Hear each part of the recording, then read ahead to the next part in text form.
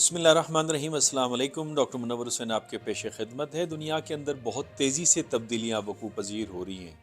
خود امریکہ جو کہ ڈومیننٹ پاور تھا، اب ملٹی پولیرٹی کی وجہ سے اس کے پاور کو پہلے ہی گزن پہنچی۔ پھر امریکن فارن پالیسی جس میں سپورٹ ہے اسرائیل کی، یوکرین کے اندر وار، ساؤتھ چائنا میں چائنا کے ساتھ کمپٹیشن، اس نے گزن پہنچائی ہے امریکہ کی طاقت کو اور اس کے امیج کو۔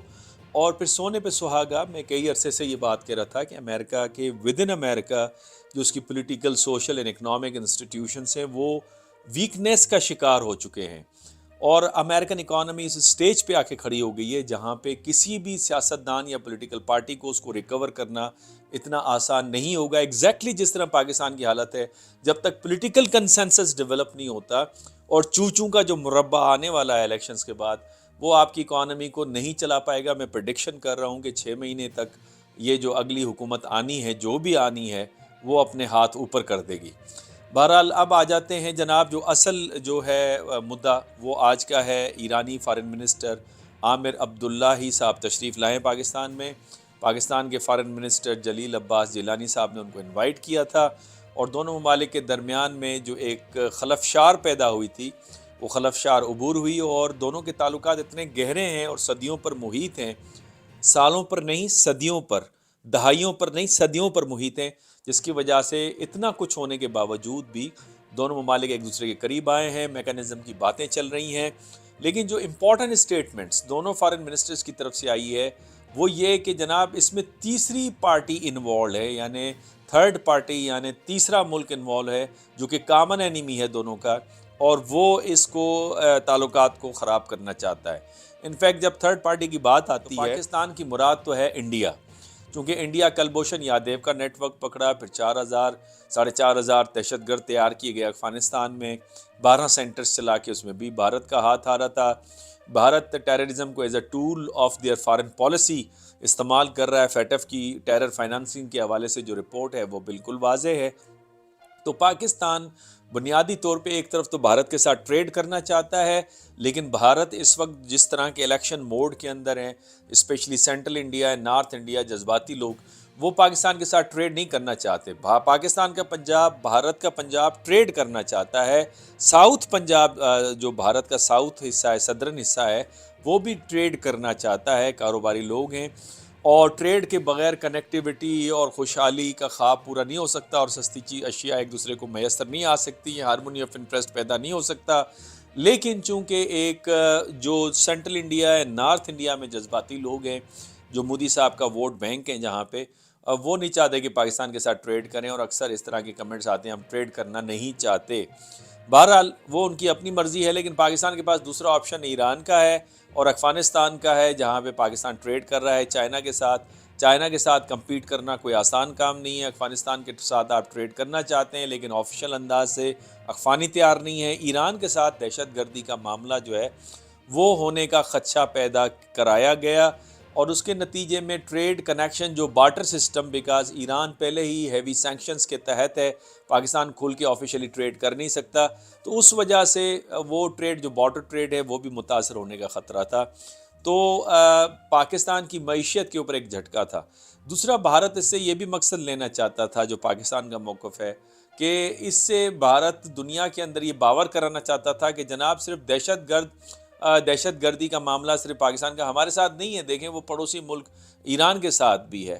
تو وہ ایک نیریٹو دنیا میں بنانے کی ان کی طرف سے ایک کاوش تھی، جو کہ کسی حد تک ناکام ہوتے ہوئے نظر آئی۔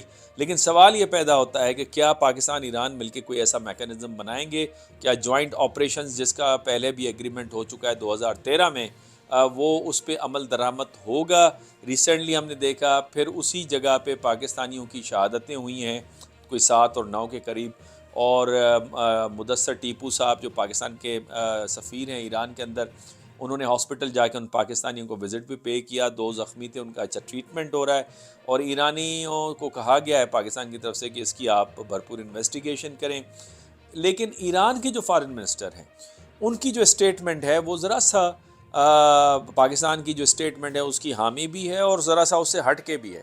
حامی اس طرح سے انہوں نے کہا کہ بالکل تھرڈ پارٹی اس کے اندر انوالو ہے تعلقات کو خراب کرنے میں ایران اور پاکستان کے درمیان میں، لیکن کوئی ایک پارٹی اب نہیں ہے، ملٹیپل پارٹیز ہیں۔ یعنی پاکستان کی اسٹیٹمنٹ کے ساتھ انہوں نے ایگری بھی کیا، لیکن اس کے ساتھ ساتھ انہوں نے اشارہ کسی اور طرف بھی دیا۔ وہ اشارہ کس طرف ہو سکتا ہے اس کی وضاحت وہ خود کر سکتے ہیں کہ کون ہے اس ممالک میں۔ اس سے پہلے آپ کو یاد ہے کہ جو روس کا بیان تھا وہ بڑا امپورٹنٹ تھا۔ انہوں نے کہا کہ پاکستان اور ایران کو تحمل سے کام لینا چاہیے، چونکہ اس خطے کے اندر جو بد امنی ہے وہ کسی تیسرے ملک کو فائدہ دیتی ہے، اور وہ اس معاملے کو اپنے مرضی کے مطابق اس کو کھلائیں گے اور اس کو الجھانے کی کوشش کریں گے اپنے مفادات حاصل کرنے کے لیے۔ چائنا کے بھی شیئرڈ انٹرسٹ ہیں، وہ بھی تحمل چاہ رہا تھا، امن چاہ رہا تھا، سلامتی چاہ رہا تھا۔ ٹرکی نے اس میں بڑا اہم کردار ادا کیا، سعودی عرب نے خیر مقدم کیا ہے، دونوں کی جو تعلقات کے اندر ایک دفعہ پھر بہتری شروع ہوئی ہے۔ دیکھیں پاکستان کا جو جہاں تک ٹریڈ کا معاملہ ہے نا وہ بڑا امپورٹنٹ ہے۔ پاکستان کا جو بارٹر ٹریڈ ہے اس کے ذریعے سے ہم ان سے تیل خریدتے ہیں یا تیل آتا ہے اور وہ چاول وغیرہ لیتے ہیں، اور بارٹر کے اوپر جو مارکیٹس کھلی ہوئی ہیں وہ ایک دوسرے کو سپورٹ کر رہے ہوتے ہیں۔ پھر ایران سے آپ نے 100 میگا واٹ گوادر کے اندر لی ہوئی ہے، بولان کے اندر بھی غالباً کوئی 100-125 میگا واٹ کا معاملہ وہاں پہ چل رہا ہے، تو 200-250 میگا واٹ بجلی آپ ایران سے لیتے ہیں، اور ان آفیشیل جو آپ کی ٹریڈ ہے $1 بلین سے کراس کر گئی ہے۔ پہلے ایک ایگریمنٹ بھی تھا کہ دونوں کی جو ٹریڈ ہے اس ٹریڈ کو کم از کم ہم لے جائیں 4 سے 5 بلین ڈالرز تک۔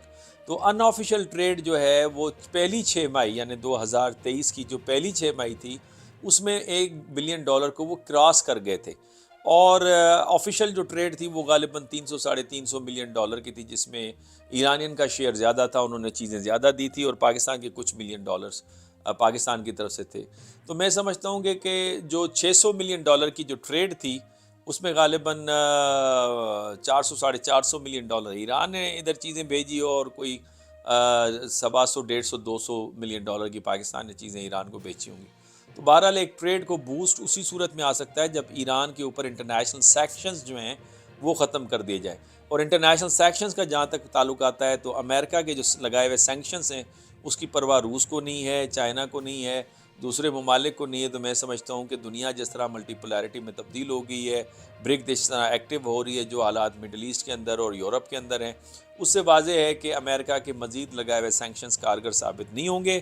اور میں یہ سمجھتا ہوں کہ دنیا میں جو اس وقت بدلتی ہوئی صورتحال ہے اس کو دیکھتے ہوئے ہمیں اپنے فارن پالیسی کے خد و خال کو طے کرنا ہوگا۔ آج کے لیے یہی آپ کی گفتگو میں۔ کل والے ویلاگ میں ڈیٹیل کے ساتھ امریکہ کی سچویشن جو اندر چل رہی ہے، یوکرین کے حوالے سے جو ڈیولپمنٹ ہے، مڈل ایسٹ کے حوالے سے ہے، یمن کے حوالے سے ہے، انڈیا کے حوالے سے، وہ آپ کے سامنے رکھوں گا۔ آج کے لیے اجازت دیجیے، اللہ حافظ۔